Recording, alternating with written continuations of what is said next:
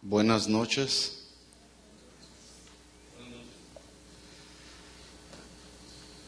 Les invito a que abran su Biblia en Lucas capítulo 11.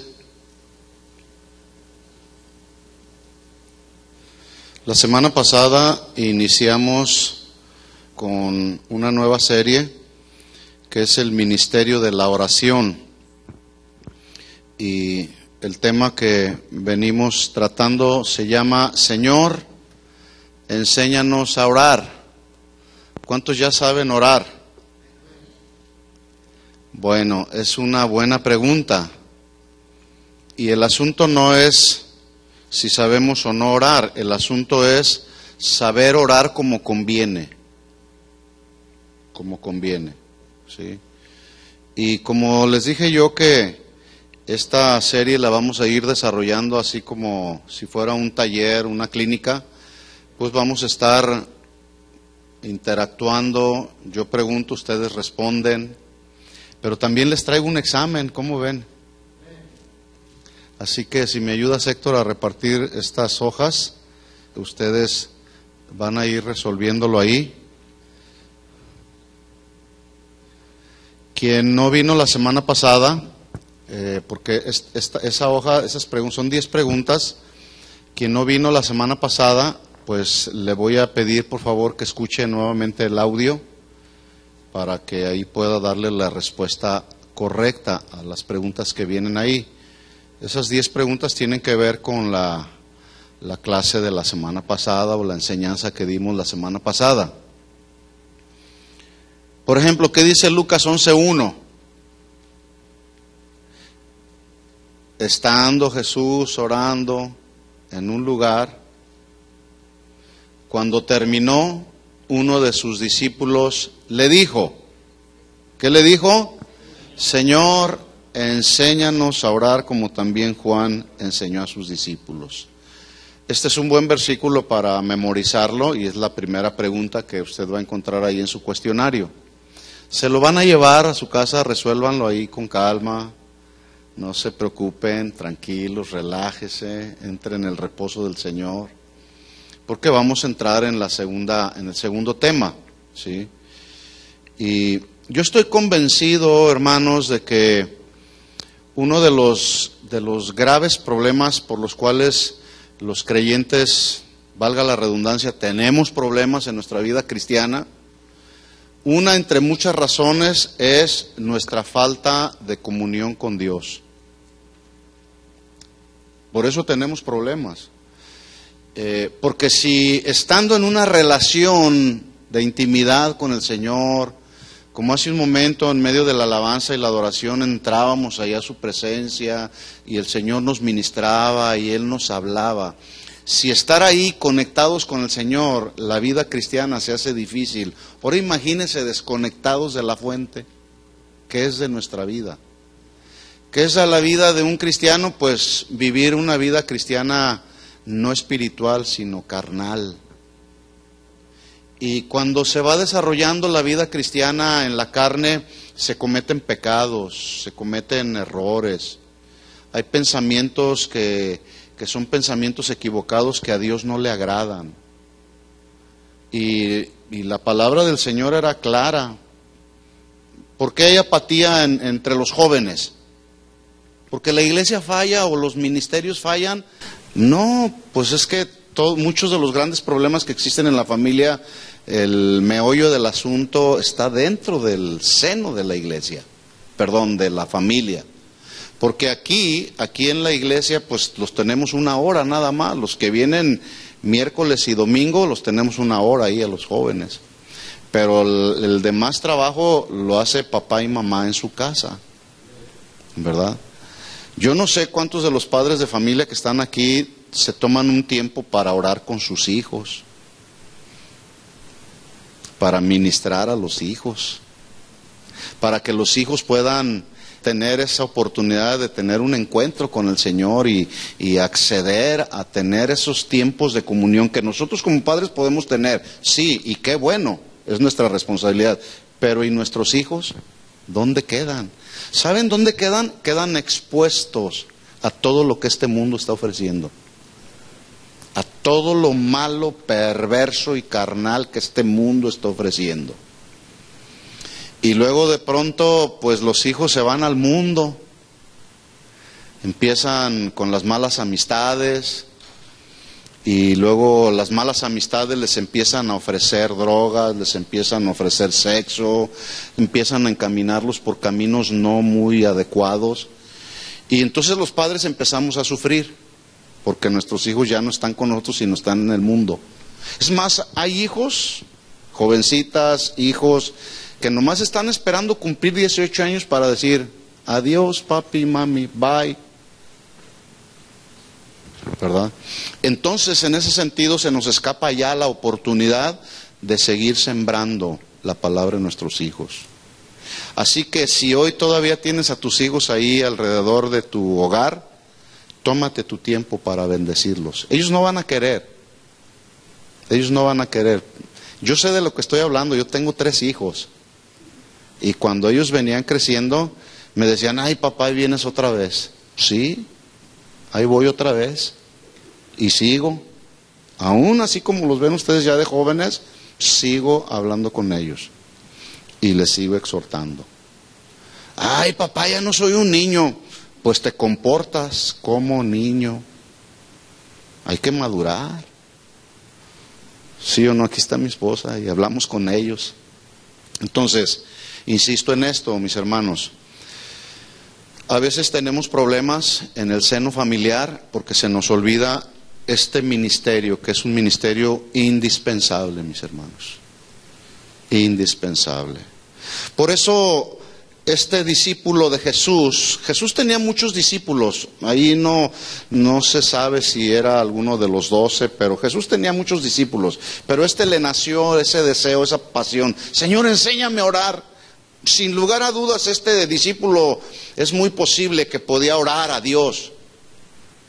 Sin lugar a dudas, muchos de nosotros oramos a Dios. El punto al que me quiero referir es, a veces oramos, pero no como conviene, no como es la voluntad del Señor.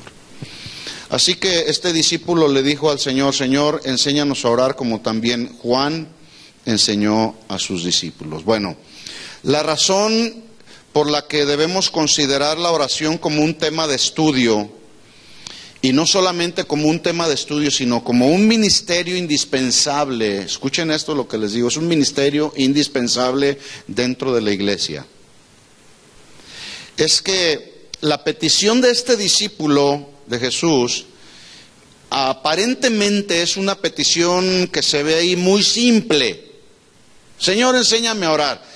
Pero cuando meditamos en ella, a la luz de nuestra condición espiritual, nos vamos a dar cuenta que es una petición muy profunda por su esencia.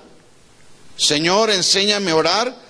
Pero esa petición que hizo este discípulo, escuchen esto, hermanos, sigue vigente en el día de hoy. Yo sigo diciendo al Señor, enséñame a orar como conviene, porque a veces nos encontramos orando al Señor como no conviene. Así que, ¿cómo es como conviene orar a Dios? Bueno, la respuesta es conforme a su voluntad. Por eso es que Pablo escribió a los romanos en el capítulo 8, versículo 26, Pablo escribió y les dijo, de igual manera el Espíritu, hablando del Espíritu de Dios, el Espíritu nos ayuda. ¿En qué nos ayuda el Espíritu Santo? En nuestras debilidades, según ese versículo. A veces estamos luchando, tenemos pruebas, dificultades, situaciones difíciles que debilitan nuestra vida espiritual.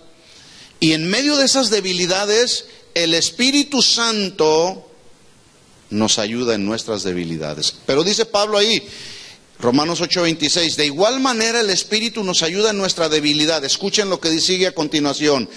Pues, ¿qué hemos de pedir como conviene? No lo sabemos, pero el Espíritu mismo intercede por nosotros con gemidos indecibles. Palabra clave, ¿qué hemos de pedir como conviene? Si a usted le gusta subrayar su Biblia, subráyela porque va a venir en el cuestionario. de la próxima semana. Esta palabra conviene, ¿qué hemos de pedir como conviene? El griego la traduce como ¿qué hemos de pedir? Lo que es conveniente, lo que es necesario y lo que es preciso según la voluntad de Dios. Entonces, vuelvo a insistir en esta afirmación que acabo de hacer. Todos oramos, pero no todos oramos como es preciso, no todos oramos como conviene, como es conveniente, como es necesario según la voluntad de Dios. ¿Verdad? Ahora, esta dificultad en la que luego nos encontramos de orar como conviene, surge eventualmente debido a nuestra corta visión espiritual con respecto a aprender y a saber vivir la vida cristiana por fe y no por lo que se ve.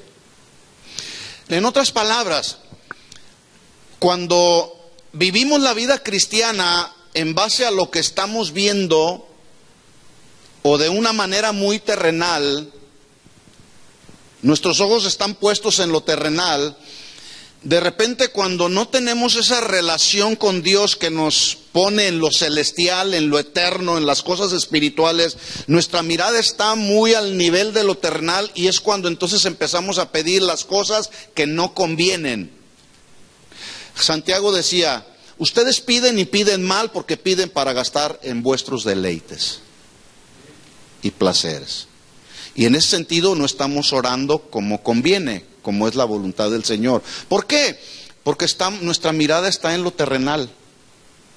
Y ahí eventualmente caemos en problemas y empezamos a decirle al Señor, Señor, dame otra casa, Señor, dame otro auto. No estoy diciendo que es malo tener otra casa o tener otro auto. No estoy diciendo que eso sea malo. A lo que me estoy refiriendo es que a veces pedimos cosas materiales antes que pedir las cosas espirituales. Y nuestras oraciones se vuelven así, puras oraciones de petición, pero material, solamente. Bueno, la semana pasada dijimos que los grandes avivamientos que han surgido en la historia del cristianismo no iniciaron con multitud de personas, miles y cientos de personas, no iniciaron los avivamientos así. Por el contrario, iniciaron los grandes avivamientos que han surgido a través de la historia del cristianismo, surgieron con lo que se conoce en la Biblia como un pequeño remanente santo. ¿Quién es ese pequeño remanente santo? Son personas, un grupo pequeño de personas que están dispuestas a pagar el precio para interceder, a estar dispuestas a estar en la presencia del Señor con lágrimas, con ayunos, pero también están dispuestos a estar en la presencia del Señor para aclamar, tomados de la promesa que dice Jeremías en 33:3. ¿Qué dice Jeremías 33:3? Clama. ¿Cómo dice? Clama. Y cuando la Biblia habla de un clamor, es un clamor que debe de salir de las entrañas, de lo más profundo del ser interior de los hijos de Dios. Y está hablando de un clamor, no de un reclamo. Clama a mí, yo te responderé y te enseñaré cosas grandes y ocultas que tú no conoces. Bueno, ese pequeño remanente santo dispuesto a clamar a Dios para que vengan los avivamientos, para que venga el despertar de Dios, para que venga un avivamiento al corazón de nuestros jóvenes, para que los varones se levanten de la iglesia, para que las familias sean familias que caminan en unidad, amando, anhelando al Señor. Bueno, inicia con ese pequeño remanente de personas que le dicen al Señor, Señor, cambia a nuestros jóvenes. Señor, cambia nuestros matrimonios. Señor, cambia a los varones. Señor, cambia las situaciones difíciles que estamos viendo a nuestro alrededor. Ese pequeño remanente se toma de esta promesa y claman al Señor creyendo, teniendo la certeza y la convicción que cuando claman al Señor Él va a estar ahí oyendo, escuchando la oración de los justos. Y Santiago también dice, la oración eficaz del justo tiene mucho poder. ¿Cuántos saben que tiene poder? Tiene mucho poder. De hecho, debo decirle que una de las armas del cristiano, Pablo lo dijo, nuestras armas no son carnales, sino espirituales en Dios, poderosas en Dios para destrucción de fortalezas. Y una de esas armas espirituales es justamente la oración. Pero lamentablemente es la menos usada, la oración. Por eso el ministerio de la oración es un ministerio necesario, indispensable en la vida de cada cristiano, pero también en la vida de cada congregación. No sé cuántos estarán de acuerdo conmigo.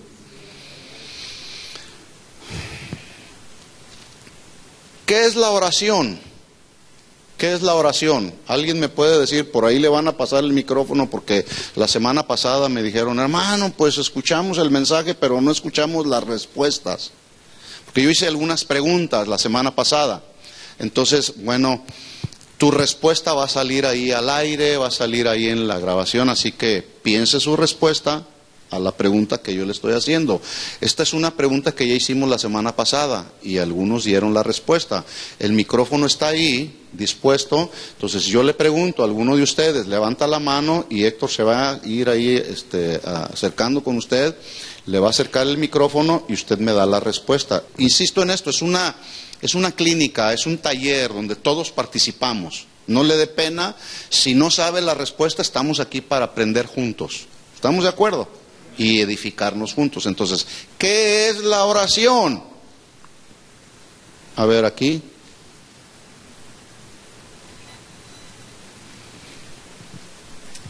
Es una comunicación íntima entre Dios y el hombre, donde el hombre puede tener ese momento de acercarse a Dios para clamar, para pedir, para dar gracias, para muchas cosas. Muy bien, entonces, oración es comunicarme con Dios, dialogar con Dios, tener comunión íntima con Dios.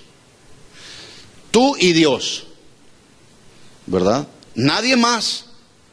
Ahí no entra nadie más en la comunión íntima con Dios. Pero la pregunta, ¿oración será únicamente comunión íntima con Dios? ¿Dios y yo? ¿O puede haber comunicación con Dios u oración colectiva? Sí, sí. Cuando nos juntamos los hijos de Dios, la familia de Dios, podemos orar a Dios, tener un diálogo con Dios, que es lo que vamos a hacer más adelante. Vamos a orar juntos también, eso es oración también, mantener un diálogo con Dios. Ahora, las sectas y las religiones que hoy existen en el mundo han hecho de la oración no solamente un rito, sino un ejercicio espiritual fundamental, según sus dogmas, según sus doctrinas. Por ejemplo, los del Islam, esos son tan disciplinados, ellos oran 3 veces al día y tienen sus horarios preestablecidos ya. Una ocasión yo iba en un avión y al lado de mí iba uno de esos musulmanes y le llegó su momento de oración. Íbamos en el vuelo, no me acuerdo a dónde yo iba, y ellos oran, tienden un manto ahí, ¿sí? Doblan su rodilla y empiezan a orar a Alá como su Dios. No les importa quién está ahí, no les importa nada. Ellos quieren establecer comunión con su Dios, ¿verdad? Los budistas igual, ¿sí? Entonces han hecho los musulmanes, los judíos, los cristianos de la oración una práctica necesaria y requerida, no solamente para sus vidas, sino para sus religiones. Pero escuchen esto, también es una expresión de fidelidad a su Dios. Expresión de fidelidad a Dios. Entonces, lo cual significa que, hablando de los cristianos, los hijos de Dios, quien no tiene entonces comunión con Dios, en este caso nuestro Dios, el Dios de la Biblia, entonces no hay una expresión de fidelidad a nuestro Dios. Nos olvidamos, sí Señor, yo sé que existes ahí, pero no tengo tiempo para orar contigo. Ahora, hay una gran diferencia que necesitamos establecer, o más bien que está bien definida, porque la hace el salmista en el Salmo 115, versículo 3, y lo va buscando ahí, hay una gran diferencia entre los dioses de este mundo, y escuchen esto, el Dios de la Biblia. Hay una abismal diferencia entre el Dios de la Biblia y los dioses de este mundo, los dioses que este mundo se ha hecho, las personas se han hecho, el hombre se ha hecho. Salmo 115, versículo 3, vamos ahí.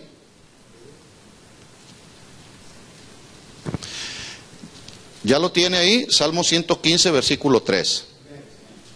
Mire cómo empieza este versículo. Nuestro Dios está en los cielos. Este Dios al que se refiere en este versículo 3 el salmista, es tu Dios, al que tú reconoces que está en los cielos.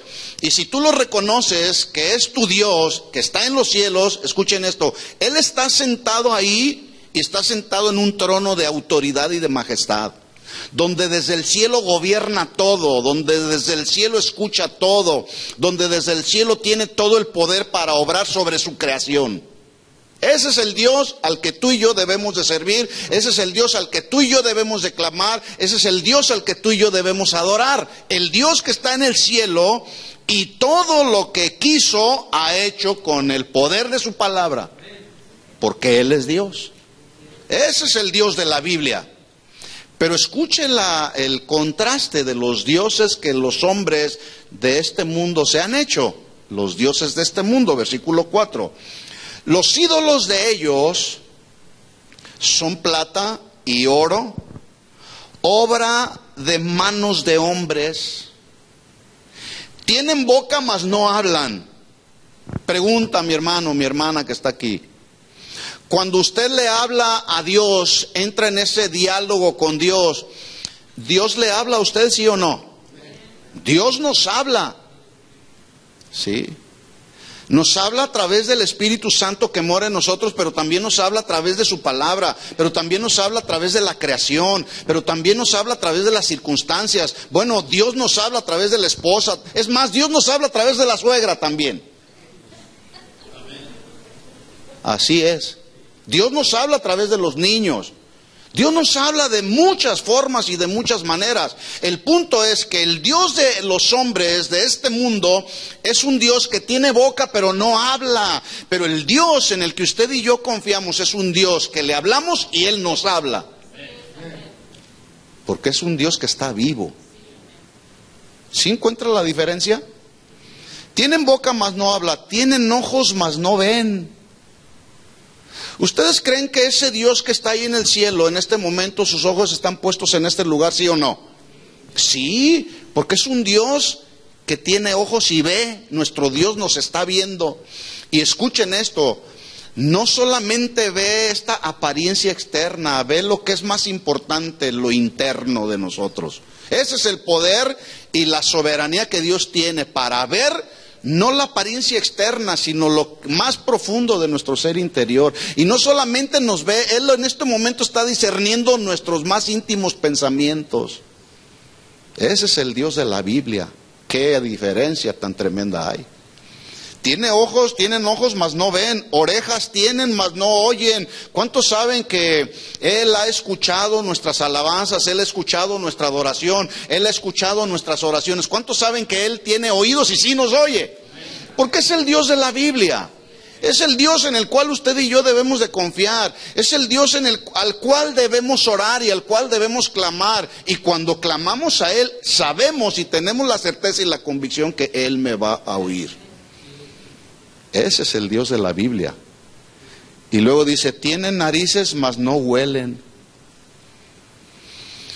Escuchen esto, mis hermanos, nuestras oraciones, tus oraciones en lo íntimo, en lo particular con el Señor, tus alabanzas suben hasta la presencia del Señor como un olor que Dios lo percibe como olor grato, cuando sale de un corazón contrito y humillado.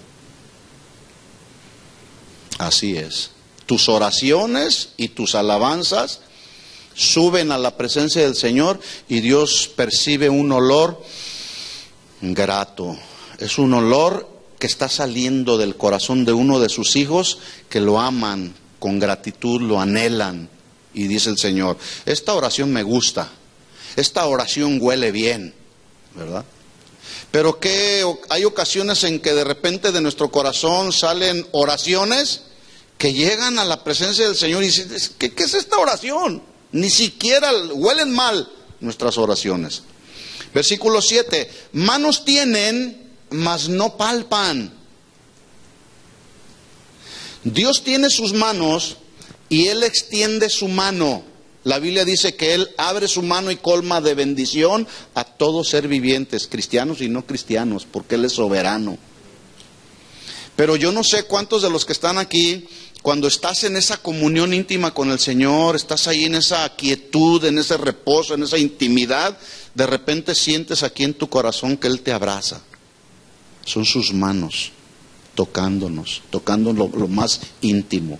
Bueno, si sabemos que Él tiene manos, sabemos y debemos de tener la convicción que Él me va a abrazar en los momentos difíciles, en los momentos de dolor, en los momentos de tristeza. Pero los dioses de este mundo, que se ha creado este mundo, dice que tienen manos pero no palpan, tienen pies mas no andan, no hablan con sus gargantas. Versículo 8, mire lo que dice ahí, semejantes a ellos son los que los hacen y cualquiera que confía en ellos. Oh Israel, versículo 9, ahí puedes poner tu nombre. Oh Israel, confía en Jehová, Él es tu ayuda y tu escudo. Ese es el Dios de la Biblia, mis hermanos. Ese es el Dios al que usted y yo debemos orar. La pregunta es, ¿en nuestras oraciones clamamos a ese Dios? Porque si no estamos clamando a ese Dios, entonces tenemos que decirle al Señor, Señor, enséñame a orar como conviene, como es necesario. Enséñame a orar como te agrada a ti, según tu voluntad, ¿verdad? Así que la oración juega un papel fundamental. Vuelvo a repetir esto, no solamente en la vida de un creyente, por tanto debe de ser una disciplina espiritual que nos ayude en el desarrollo de nuestra vida cristiana, y en ese sentido entonces cada día vayamos alcanzando la madurez que se debe de alcanzar para seguir adelante en la vida cristiana. Un cristiano que no ora es un cristiano que se va a quedar enano espiritual, porque no maduran. Porque es ahí en la intimidad, es en nuestros tiempos de intimidad con el Señor, donde Él nos habla, donde Él nos corrige, donde Él nos disciplina, donde Él habla a nuestro oído, donde Él nos exhorta, donde Él nos da de su palabra. Es ahí en la intimidad. Pero si alguien no se toma el tiempo para tener comunión íntima con el Señor, no va a crecer, no va a madurar. Así como el oxígeno es necesario para mantener la vida de este cuerpo humano y mantenernos vivos, la oración es la respiración del espíritu humano, del espíritu que está en nosotros, que nos permite ser creyentes, que estamos dispuestos a vivir por fe y no por lo que se ve. Este mundo se está haciendo pedazos, mis hermanos. Este mundo va en una declive espiritual impresionante, va en una caída sin freno.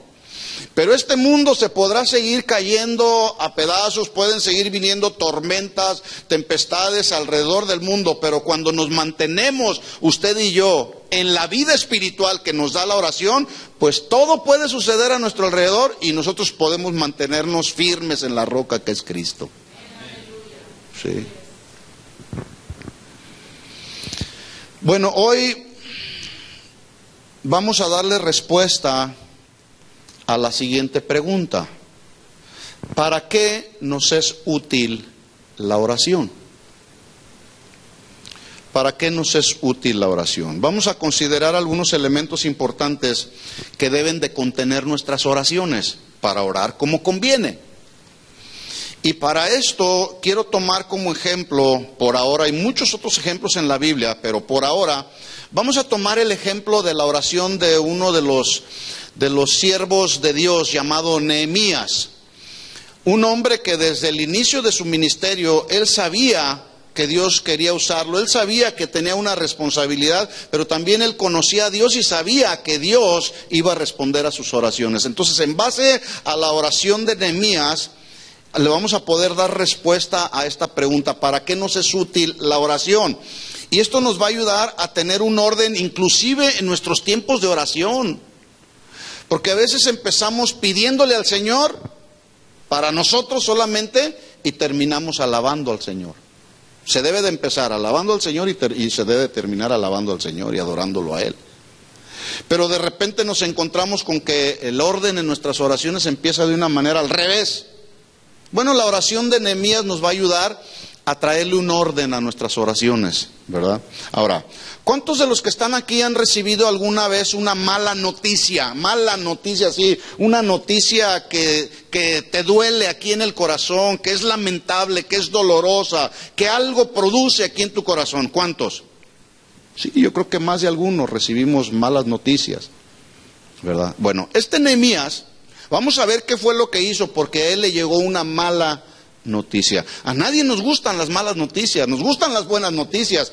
El asunto es cómo reaccionamos cuando vienen las malas noticias.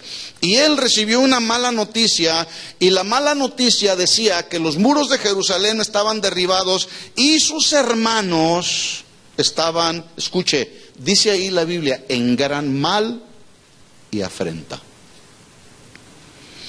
Por lo tanto, entonces la oración de Nehemías inicia percibiendo y discerniendo el dolor ajeno.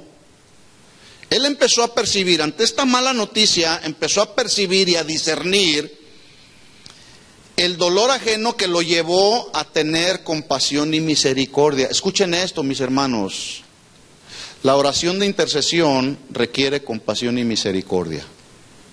Si no hay compasión y misericordia, no hay una buena oración intercesora que sea efectiva.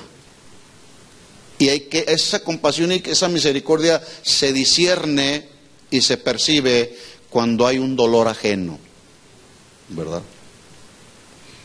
Así que la oración de Nehemías nos ayuda pues a percibir y a traer un orden en nuestras oraciones. Primero, la oración pues nos es útil para discernir y sentir el dolor ajeno. Entonces, la respuesta a la pregunta, ¿para qué nos es útil la oración? La respuesta es, nos es útil para discernir, percibir y sentir el dolor ajeno. Esa es la respuesta. Nehemías capítulo 1, versículo 1. Vaya ya a su Biblia, dele vuelta a su Biblia y vamos a ver qué fue lo que hizo Nehemías.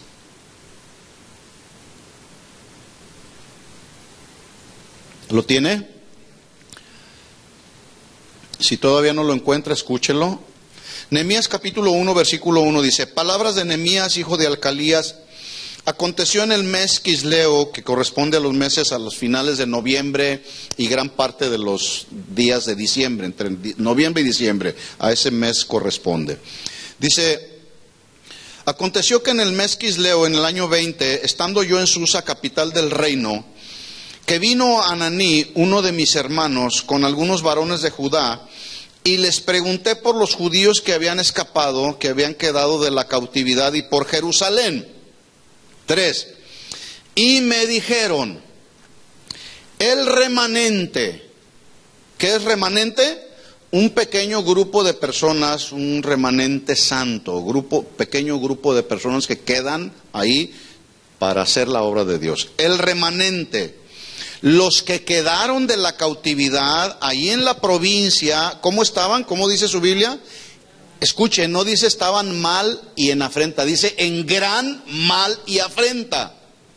Está haciendo un énfasis para que se pueda percibir el dolor y la necesidad que estaba atravesando el pueblo de Israel en aquel tiempo. Están en gran mal y afrenta, dos palabras, gran mal, que se traducen en gran adversidad, en gran aflicción, en gran calamidad, en gran desgracia y en gran quebranto. Porque a veces leemos la Biblia así y decimos, pues que los pobres hermanos del pueblo de Israel estaban en gran mal y afrenta. Pero viene a tomar sentido un versículo cuando encontramos el significado. Entonces estaban en gran mal, estaban en desgracia, estaban en un quebranto del alma, del corazón. Y afrenta, esta es otra palabra importante, estaban en deshonra. Se burlaban de ellos, les reprochaban, la gente los avergonzaba. En otras palabras, le decían, ustedes son el pueblo de Dios y miren en la condición en la que están. ¿Cuántas ocasiones nuestra propia familia o la gente que nos rodea nos dice, ¿no que eres cristiano? Mira nomás cómo estás. Mira nomás lo que te está pasando. ¿Dónde está tu Dios? Gran mal y afrenta. Así estaba el pueblo de Israel. Se burlaban de ellos. Versículo, ahí mismo, el versículo 3. Y por si fuera poco, el muro de Jerusalén estaba derribado. ¿Cómo estaba el muro? Estaba derribado. ¿Cómo estaban las puertas? Quemadas a fuego. Escuchen esto, mis hermanos. La Biblia no, Dios no inspiró a los que escribieron la Biblia nomás para que escribieran por escribir. Todo tiene un sentido y todo tiene un propósito. Cuando dice que estaban en gran mal y afrenta y luego añade que los muros de Jerusalén estaban derribados y sus puertas quemadas, escuchen, muros y puertas representan protección y representan un lugar seguro. Aquí estamos seguros, porque hay muros que nos están resguardando del viento, de la tempestad, del frío. Tú tienes una casa donde estás resguardado, donde estás seguro. Pero imagínate que no hay muros aquí. Imagínate que las puertas están quemadas. ¿Qué estaba sucediendo? En otras palabras, el gran mal y afrenta de aquellos judíos fue que se encontraban sin protección, no tenían un lugar seguro, estaban desamparados pues. No había un lugar donde resguardarse, estaban expuestos a los ataques del enemigo. Así que este era un buen motivo para clamar a Dios. Gran mal y afrenta, muros derribados y puertas quemadas, expuestos a los ataques del enemigo. Y aquí encontramos una aplicación para nuestra vida, mis hermanos. Eso mismo sucede cuando descuidamos nuestros tiempos de comunión con Dios.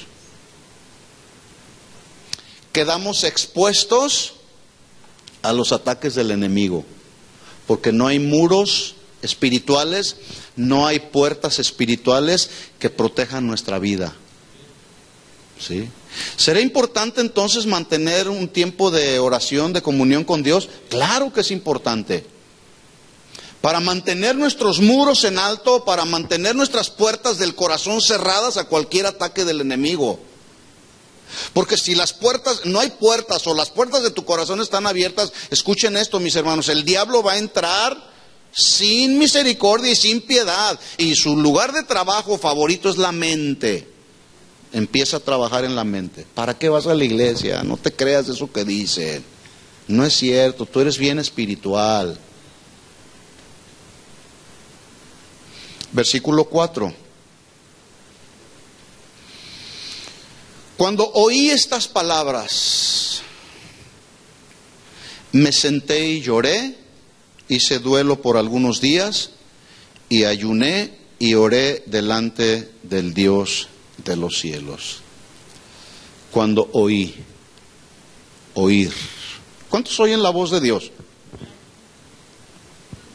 Porque a veces andamos tanto en los asuntos terrenales y por causa y resultado de andar en los asuntos terrenales y no andar en los asuntos espirituales, no podemos oír la voz de Dios. Nuestros oídos espirituales, nuestros sentidos espirituales están desconectados.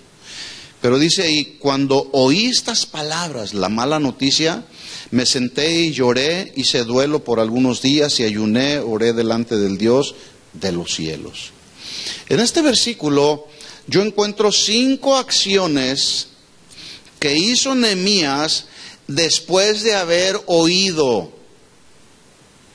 Y estas 5 acciones tienen una aplicación importante para nuestra vida de oración y en las cuales podemos encontrar un orden. Vuelvo a repetir lo que ya dije. La inspiración de Dios para los grandes hombres que escribieron la Biblia no fue una inspiración nomás. Escribe esto y luego esto. No, hay un propósito y aquí yo encuentro un orden. Mire el orden. Dice que primero se sentó, lloró, hizo duelo, ayunó, oró delante de Dios de los cielos. Escuchen esto, mis hermanos. No se debe de establecer un diálogo con Dios después de recibir una noticia que es lamentable, que es desagradable, que es dolorosa, porque corremos el riesgo de, en lugar de clamar a Dios, reclamarle a Dios.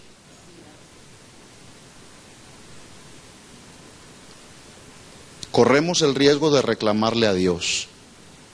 Me puedo imaginar aquí en mi mente, en mi corazón, que si Nehemías se hubiera puesto a orar en ese momento, muy posiblemente le hubiera reclamado a Dios en lugar de haberle clamado y haberle dicho: Señor, ¿por qué tu pueblo, el pueblo que tú escogiste, el pueblo que tú sacaste de la esclavitud, esta nueva generación, Señor, mira, están en gran mal y afrenta, que ya te escapó tu pueblo de tu mano? ¿Se escapó tu pueblo de tu mano? Pudo haberle reclamado, pero hay un orden en su oración. Lo primero que hace, dice Nehemías: me senté. El sentarse, mis hermanos, implica entrar en un reposo con el fin de ordenar nuestros pensamientos después de que recibiste una mala noticia. Necesito sentarme. Señor, ordena mis pensamientos porque no quiero pecar contra ti y pedirte como no conviene. O sea, tiene sentido la oración de Nehemías, ¿eh? Entonces dice ahí que se sentó. ¿Y luego qué hizo? Llorar. Generalmente, mis hermanos, cuando se recibe una mala noticia, se llora. Es una reacción casi inmediata. Se llora. Y se llora, regularmente se llora de tristeza. Pero el llorar, escuchen esto, ayuda a desahogar el dolor del alma. Así que hay que llorar hasta desahogar el dolor. Entonces, número 1, se sienta y empieza a llorar y a llorar. ¿Cuánto tiempo pasó llorando? No lo sé. No lo dice la Biblia. David lloró por su hijo. Y lloró, y lloró, y lloró hasta que desahogó el dolor que había en su alma. Cuando recibimos una mala noticia que es desagradable y provoca dolor, hay que sentarnos, hay que ordenar nuestros pensamientos, hay que llorar. No, pero los hombres no lloran. Sí lloran. ¿Cuántos lloran? Hay que llorar. Hay que desahogar el alma, ¿sí? Hasta que se vaya el dolor. Luego, en tercer lugar, ¿qué hizo? Bueno, primero se sienta, luego llora y luego dice que hizo duelo. El duelo significa, o en aquel tiempo, dentro de la costumbre judía, ellos acostumbraban guardar luto. Pero el guardar luto implica mantener una actitud de aflicción del alma hasta que viene la paz al corazón. Entonces, se sienta, ordena sus pensamientos, llora, desahoga el dolor, guarda el luto requerido por causa de la aflicción del alma, hasta que viene paz al corazón. En cuarto lugar, ¿qué hizo? ¿Qué dice ahí? ¿Qué hizo? Ayunó. Escuchen esto, mis hermanos, esta actividad dentro de la oración que tiene que ver con el ayuno es muy poco usual el día de hoy en la vida de muchos cristianos. No estoy diciendo que todos, ¿sí? Pero el ayuno tiene un propósito también. El ayuno aflige la carne. El ayuno nos ayuda a someter los deseos y pasiones de esta carne. Algunos ayunan para adelgazar, para guardar la línea, pero ese ayuno no es ayuno que agrada a Dios. Porque el verdadero ayuno es el ayuno donde tú, en una guía especial de Dios, empiezas a afligir la carne. Pero escuchen, el ayuno también nos ayuda a ser sensibles espiritualmente. Y una vez que has ayunado lo que Dios te dijo que ayunaras, durante el tiempo que Dios te dijo que hayas ayunado, te vuelves sensible a la voz espiritual del Señor. Y entonces empiezas a oírlo con toda claridad cuando Dios te dice: ve por este camino, haz esto, haz aquello. El ayuno pues aflige el alma, pero nos hace sensibles espiritualmente para escuchar la voz de Dios. Miren el orden, se sienta, llora, desahoga el alma, viene duelo, mantiene el luto, la aflicción del alma, ayuna, somete la carne y hasta entonces, ¿qué hace? Empieza a orar a Dios. Es decir, empieza a establecer un diálogo con Dios. Escuchen, un diálogo con Dios como conviene.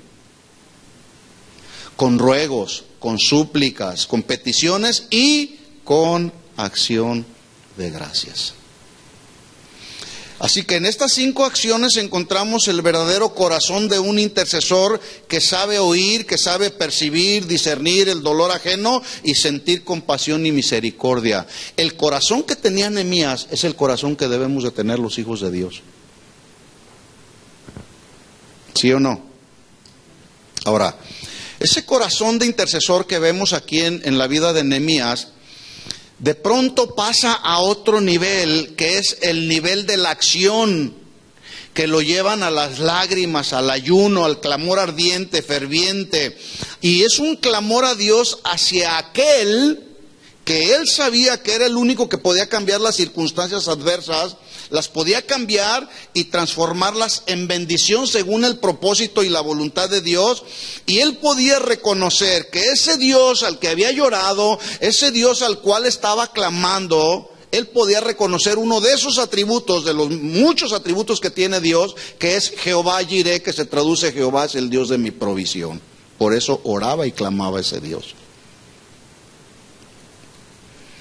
Es muy posible que en nuestras oraciones no establecemos este orden y antes de orar como conviene, quizá le estamos pidiendo a Dios cosas que no convienen, pero cada uno se da cuenta cómo ora Dios. Por eso el tema es interesante. Señor, enséñanos a orar, pero a orar como conviene, ¿verdad? ¿Se da cuenta entonces ahora para qué nos es útil la oración? ¿Para qué nos es útil? Número 1, para percibir, discernir el dolor ajeno y ser movidos a la compasión y a la misericordia. Para eso nos es útil la oración. ¿Para qué otra cosa nos es útil la oración? Para ofrecer alabanza y adoración a nuestro Creador y Salvador. Hoy la gente tristemente se atreve a orar y peor aún a adorar a las criaturas antes que al Creador, y les besan la mano y les llevan sus ofrendas, ¿verdad? ¿Qué hizo Nehemías? Mire lo que dice el versículo 5, porque estamos aprendiendo de la oración de Nehemías. Nehemías 1:5 dice: te ruego, oh Jehová. Primero empieza con un ruego, ¿sí? Yo dije que en segundo lugar, la oración nos es útil para ofrecerle alabanza, adoración a nuestro Creador y a nuestro Salvador. Entonces él lo aplica y dice: te ruego, oh Jehová, Dios de los cielos. Y luego añade atributos de Dios, que eres fuerte. ¿Cuántos saben que Él es fuerte? Eres grande, no hay otro Dios como Él. Es temible. Y dice que guarda el pacto y la misericordia. Y guardar se traduce cumplir. Dios es un Dios que cumple lo que promete. Dios no es como nosotros. Dios cumple y guarda el pacto y la misericordia a los que le aman y guardan sus mandamientos. ¿Qué significa esto? ¿Por qué Nehemías estaba orando de esta manera? Está reconociendo la grandeza de Dios, está reconociendo el poder de Dios, pero con sus palabras está expresándole alabanza, adoración, reconocimiento de esa grandeza de Dios, que no había ningún otro como Él. Porque después de 70 años de cautividad del pueblo de Israel, Dios había prometido que los iba a librar de 70 años de cautividad. Y entonces lo único que está haciendo Nehemías es clamar a Dios y recordarle su promesa de restauración de su pueblo a la libertad que Dios le había prometido. No porque a Dios se le olvidó, porque a Dios no se le olvida nada. Pero tal parecía, según las circunstancias, que la promesa que Dios había hecho de restauración para el pueblo de Israel como que se estaba frustrando por la situación que se veía, porque se burlaban de los hijos de Dios. Pero había un plan, había un propósito de Dios. Dios quería que su pueblo dependiera de Él, no de lo que sabían hacer. Lo mismo sucede en el día de hoy. Dios quiere que aprendamos como sus hijos a depender de Él y no de nuestras habilidades humanas. Y a veces estamos en circunstancias difíciles y le decimos: Señor, ¿por qué pasa esto conmigo? Bueno, es que te estoy enseñando a depender de mí, ¿verdad? Nehemías en su oración apeló a dos elementos importantes Pero aclaro esto, no en un sentido de reclamo, sino de honra y reconocimiento del poder de Dios. Número uno, Nehemías apeló al carácter inmutable de Dios cuando le dice ahí en la oración: te ruego, Dios de los cielos, fuerte, grande y temible, que guardas el pacto, que cumples el pacto. No eres un Dios que te complaces en cambiar. Hoy dices que sí, mañana no. Él estaba reconociendo en esta oración el carácter inmutable de Dios. Dios no cambia. ¿Cuántos saben que Dios no cambia? En segundo lugar, también ahí Nehemías está reconociendo que el pacto hecho por Dios de libertar a su pueblo de la cautividad de Babilonia era una promesa que Dios había hecho. Y el pueblo la conocía. Entonces le decía: Señor, solamente te recuerdo el pacto que has hecho. Estos dos elementos fueron pues la base sobre las cuales Nehemías le pidió a Dios que interviniera en favor de su pueblo. Cuando conocemos las promesas de Dios y cuando oramos a Dios, podemos decirle: Señor, tus promesas son en ti sí y amén. Así que lo único que estoy haciendo, Señor, con mi oración es recordarte lo que ya me prometiste. Josué, es una promesa que Dios me dio a mí de manera personal. Josué 24:15. Yo y mi casa serviremos a Jehová. Esta es una promesa mía. Y cuando yo oro a Dios, yo le digo: Señor, tú me prometiste lo que está en tu palabra. Y como tú eres un Dios que no cambias, que guardas el pacto, simplemente te recuerdo una de esas promesas. ¿Cuándo lo vas a cumplir? No sé, Señor. Pero yo sé que vas a cumplir la promesa que me has hecho. Yo y mi casa te serviremos. Y de esa promesa me agarro, de esa promesa me tomo. Entonces, número uno, ¿para qué nos es útil la oración? Para percibir, discernir el dolor ajeno y ser movidos a compasión y misericordia. Número dos, para expresarle alabanza a Dios. A ver, vamos a hacer una prueba, que ya hablé mucho. ¿Alguno de ustedes me puede hacer una oración ahí a la luz del micrófono, para que todos escuchen? Una oración de alabanza a Dios. Escuchen esto, dije una oración de alabanza a Dios. No será una oración de petición, no va a ser una oración de intercesión, no es una oración de comunión íntima, no es una oración para que tú le pidas las cosas que tú necesitas. Es una oración que exprese alabanza y reconocimiento al Dios que tú conoces. ¿Quién puede hacer una oración? Porque estamos hablando: Señor, enséñame a orar. Porque de repente yo, algunas ocasiones cuando oramos, de repente les digo: algunos de ustedes levanten una oración de acción de gracias al Señor. Y empiezan: Señor, te pedimos esto, te pedimos aquello, te pedimos esto otro, te pedimos esto. Es una oración de acción de gracias al Señor. Gracias por tus misericordias, Señor. Gracias por tu salvación. Gracias porque me permitiste ver la luz de este nuevo día. Gracias por las cosas que haces en mi vida. Gracias, acción de gracias al Señor. Entonces, lo que estoy pidiendo en este momento, que alguien breve, que no hagan, a veces se hacen oraciones kilométricas, no. En este momento, si vas a hacer una oración breve, una oración de alabanza a Dios. ¿Quieres hacerlo? Adelante, ahí está el micrófono. Padre, te doy gracias en el nombre de Jesucristo por permitirme estar en este día aquí escuchando y alabando tu palabra. ¿Fue oración de alabanza al Señor? Hubo ahí como una mezcla. Te doy gracias, estamos aprendiendo, ¿está bien? Ok, vamos a pasarle aquí al micrófono. Una oración de alabanza al Señor. Señor, eres grande, misericordioso. Señor, eres Dios temible, eres fuerte, eres Rey.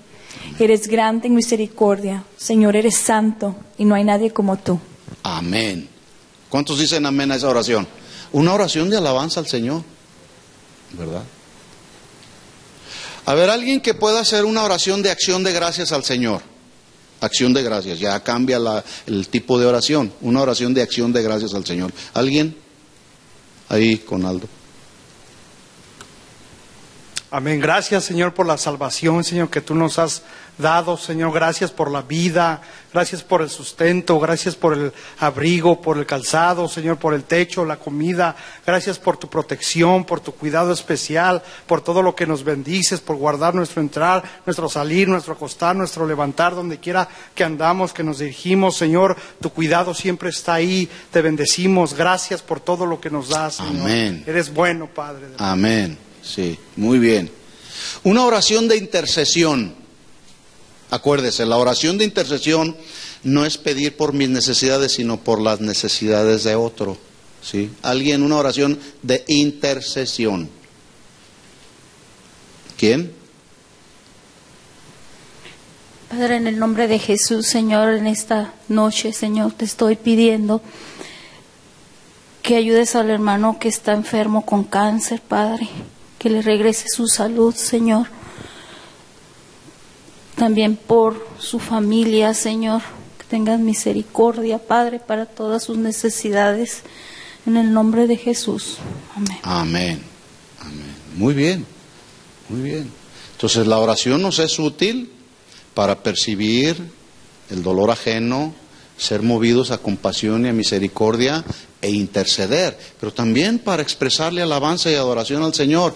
En tercer lugar, y aquí vamos a terminar con esto porque se nos ha ido el tiempo, pero en tercer lugar, la oración también nos es útil, escuchen esto, y es muy importante incluir en nuestras oraciones el buscar el perdón de Dios y la limpieza de nuestros pecados. Eso, según el modelo de la oración de Nehemías, él dice, esté ahora atento, Nehemías 1:6, esté ahora atento tu oído y abierto tus ojos para oír la oración de tu siervo, que hago ahora delante de ti día y noche por los hijos de Israel, tus siervos, y confieso los pecados de los hijos de Israel que hemos cometido contra ti. Sí, yo y la casa de mi padre hemos pecado. Pregunta, ¿Nehemías había cometido algún pecado o eran los hijos de Israel o el pueblo de Israel? En sí mismo no era el mismo Nehemías, pero él como parte del mismo pueblo. Sí. Como parte del mismo pueblo, él dice al Señor, Señor, confieso los pecados de Israel que hemos, plural, hemos cometido. Cuando oramos de manera colectiva, Señor, te pedimos perdón. Yo oro por mis hijos, mi esposa y yo oramos, Señor, si hay algún pecado que hemos cometido, yo o mis hijos, te pedimos perdón. Yo sé cuál es la condición de mi vida, mi esposa sabe la condición de mi vida, pero oramos incluyéndonos, como lo hacía Nehemías. Job oraba por sus hijos también. Y le pedía a Dios por cualquier pecado que eventualmente los hijos de Job pudieran haber cometido. Hemos cometido contra ti, sí, yo y la casa de mi padre hemos pecado. ¿Qué es confesar?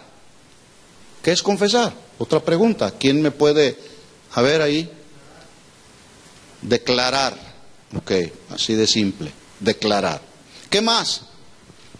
¿Qué es confesar? ¿Alguien más que no ha participado? A ver, ahí que se escuche. Hablar en voz alta. Confesar, hablar, de acuerdo al contexto, a lo que estamos leyendo. Dice aquí Nehemías, confieso los pecados. ¿Sí? Entonces, ¿qué es confesar? Arrepentirse. A ver ahí. Reconocer, ahí está la clave. Reconocer tu pecado. Reconocer los pecados. Ahí les va la traducción. Confesar es la acción de reconocer, de aceptar, de hacerme responsable por algún pecado cometido. ¿Y que tienes que ir a confesarte con alguien? Con Dios, que es el único que puede perdonar todos nuestros pecados. Él lo estaba haciendo ahí, lo estaba hablando con Dios. Señor, confesamos los pecados de los hijos de Israel que hemos cometido contra ti. Sí, yo y la casa de mi padre hemos pecado contra ti. En otras palabras, Nehemías estaba diciendo, Señor, reconocemos, aceptamos, nos hacemos responsables por los pecados que hemos cometido contra ti. Este punto es muy importante cuando oramos delante del Señor, reconocer nuestros pecados. Porque a veces estamos ahí orando al Señor y estamos como el fariseo y el publicano. Señor, yo no soy como este, pecador, adúltero, ladrones. No, Señor, yo soy bueno. Doy los diezmos de todo lo que gano, Señor. Finalmente, ¿quién resultó justificado? ¿El fariseo o el publicano? El publicano. ¿Por qué? ¿Porque el favorito de Dios era el publicano? No. Por la actitud del corazón, la humillación del corazón. En otras palabras, reconoció su pecado, aceptó su culpa y fue justificado por el único que puede justificar y librar de todo pecado. Miren la oración, termino con esto, la oración de David. En el Salmo 26:1 dice, júzgame, oh Jehová. Aquí la palabra traducida juzgar en el hebreo significa pronunciar una sentencia, culpable o inocente, recompensa o castigo. ¿Cuántos de nosotros estaríamos dispuestos a hacer de la oración de David nuestra propia oración? Salmo 26:1. Dice David, júzgame, oh Jehová, porque yo en mi integridad he confiado a sí mismo en Jehová sin titubear. Y luego mire lo que dice el versículo 2. Escudriñame, oh Jehová. Esta palabra escudriñar se traduce examíname, cava lo más profundo, escarba hasta encontrar.